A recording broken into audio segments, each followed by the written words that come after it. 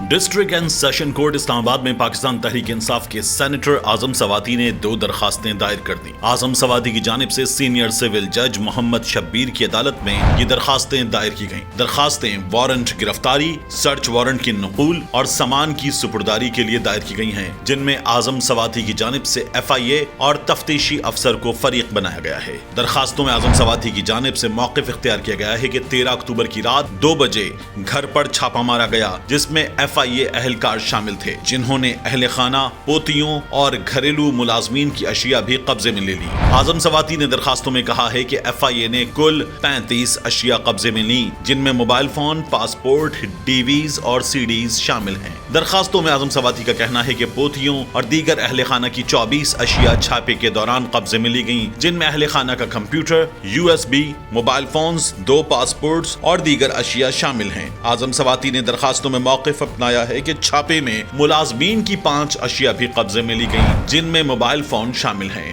درخواستوں میں کہا گیا ہے کہ الیکٹرانک ڈیوائسز FIA کے پاس رہیں تو ٹوٹ جائیں گی۔ اعظم سواتی کی درخواستوں میں استدعا کی گئی ہے کہ یہ تمام اشیاء وارنٹ گرفتاری اور سرچ وارنٹ کی نقول فراہم کی جائیں۔ دوسری جانب FIA کی جانب سے جمع کرائے گئے جواب میں کہا گیا ہے کہ اعظم سواتی کے وارنٹ گرفتاری اور سرچ وارنٹ کی کاپیز جواب کے ساتھ ہیں۔ ڈیجیٹل ڈیوائسز فورینزک کے لیے بھجوائی ہیں، جس کی رپورٹ آنے کا انتظار ہے۔